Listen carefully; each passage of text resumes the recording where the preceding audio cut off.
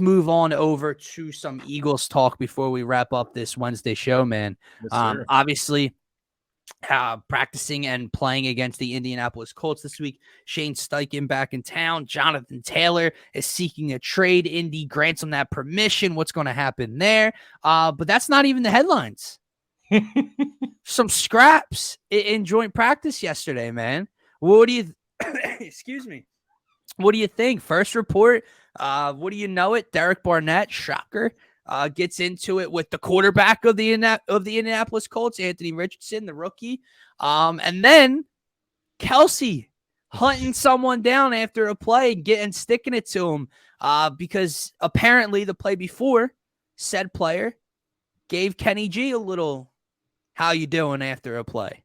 Yeah, I'm all for it, man. I said with Parcero yesterday, as long as no one gets hurt, as long as no one's dumb enough to like throw a punch at someone's helmet and break your hand or anything stupid like that, no one breaks a leg and whatever happens, I'm all good with it. It's competition. It's sticking up for your teammate. And that's what I love to hear about Kenny G. He said it's Kelsey being Kelsey and not being Kelsey in terms of being a dirty player, being Kelsey in terms of he's got my back. And that's why we all love and respect Jason Kelsey on this team. Yeah, no, I agree with everything you said there. I like the attitude. I like that everybody has everybody's back. I like to see Jason Kelsey, who was on the brink of retirement after last season, right? Mm-hmm. If the Eagles win the Super Bowl, he probably retires. I mean, it's the perfect storybook ending, right? Yep. And so he's in the fence of coming back or not.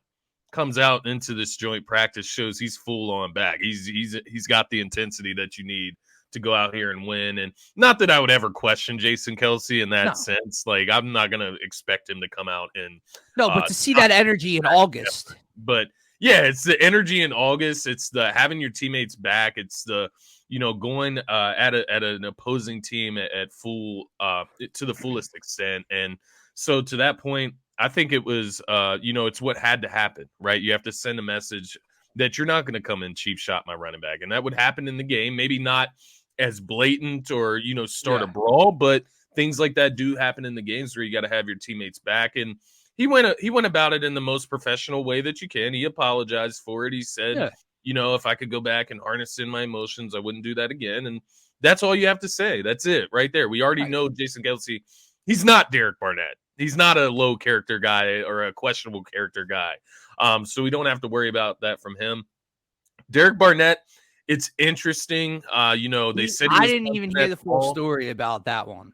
They said he was punching at the ball.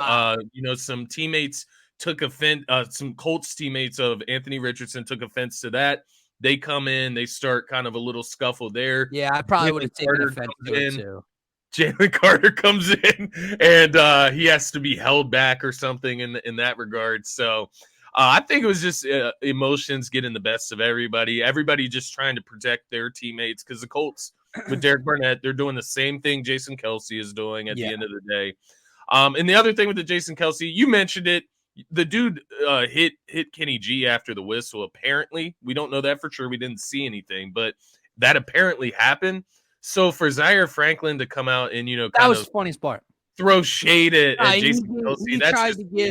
He tried to give the "whoa, it's me." I thought the OGs would have the respect to look me in the eye. Well, let me ask you a question. But again, we don't have the video. I don't even know what happened on either side. But did you look Kenny G in the face before you cheap shouted him the play before? Right. Or did you give him something from the side or in the back after the play, and that's why you got hunted down? You know what I like about that, all these things happening at this joint practice yesterday, and it kind of falls in line with Jason Kelsey, but these guys are pissed off too. Like, these guys are angry, right? They lost in the Super Bowl. Yeah. They are pissed off. They're ready to get back to the action and prove themselves and get back to that high ground that they saw in February. So I think it kind of falls in line with where you would want to see the Eagles at right now. I know sounds crazy. You don't want to see brawls and stuff. No, but you want good sportsmanship. It's a good point because you know what else I was thinking about? One of the reasons that I like to see that scrappiness and that fight out of them right now and that toughness. Yeah. You're not going to come into our house and push us around or cheap shot this is because not that, listen, not that this team isn't tough by any stretch of the imagination. I know what you're gonna say, yeah. When you look back at last year, this offense just has the feel of like a pretty high flying type of offense. Not, you know what I mean? They run the shit out of the ball, so they are gritty, but they score a lot of points. There's a lot of big plays. There's a lot of smoothness to it. The defense, a lot of sacks, a lot of turnovers, but no one felt them. They weren't tough like Sidney Brown and Sean Desire talking about. Yeah. Seeing that, so like you're not going to come in here and bitch us out. That's something I don't mind seeing from. I agree, man. On this team. Now, I'm not. It sounds weird. I'm not trying to say they weren't tough last year. They just had this. I know what you mean. Of this offense is pretty and it's high flying. This defense has a lot of numbers, but no one fears them. Now you're going to feel us this year.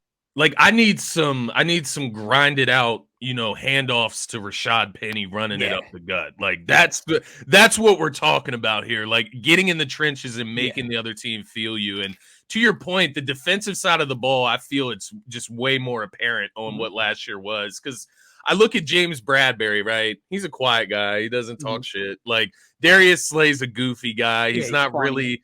He's not like a super shit talker. BG talks a lot of shit. I feel like Hassan Reddick probably talks a lot of shit.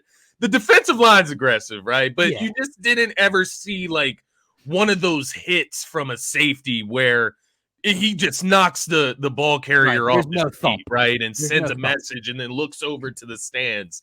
The reason I say that is because reports came out yesterday that Jalen Carter was knocking guys around yesterday, and after he would knock them to the ground, stand over them, and then look over to the Colts sideline on like back-to-back plays.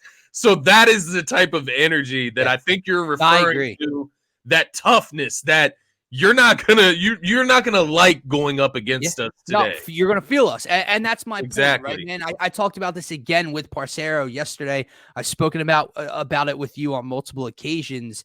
This Eagles defense was great in the regular season. The sack totals over 70 sacks, breaking records, a lot of interceptions. CJ Gardner-Johnson leading the league even with the injury. It was pretty. But when it comes down to it, which defense would you not want to play last year? Us or San Francisco? Right. Rather not play San Francisco. Right. Us or like let's say a fully healthy like Ravens or Steelers type of defense. Yeah. I'd rather not play them. We put up the flashy numbers, but there was no one afraid to go up against this defense. Yeah. I'm all for the high sack totals. I'm all for making play. That's how you win football games. That's why they won so many last year. But when it came down to it in the Super Bowl, was Kansas City afraid of this defense? Exactly. No, they weren't. And look, when you look back on that first team, that first Eagles team that won the Super Bowl in 2017-18 season, right? Think back to that Super Bowl. Takes Brandon Cook's head off. Think back to that message that was sent very early on in that Super Bowl. It's exactly what should have happened in last year's Super Bowl. We just didn't have anybody that would send that message. We didn't have the personality, the mantra on defense that would send that message. You need to clear Patrick Mahomes' head off, right? Like that's what has to happen against Patrick Mahomes. You have to make him feel you, as you insinuated throughout this segment of the show. They have to make people feel him, and they have plenty of young guys that are willing to come in and make that mark this year. I agree. From Reed to Sidney Brown. I think Reed Blankenship can lay some lumber. Sidney Brown, Jalen Carter, Nolan Smith is ready to knock somebody's head off. Yep. Yeah, these guys are hungry, ferocious.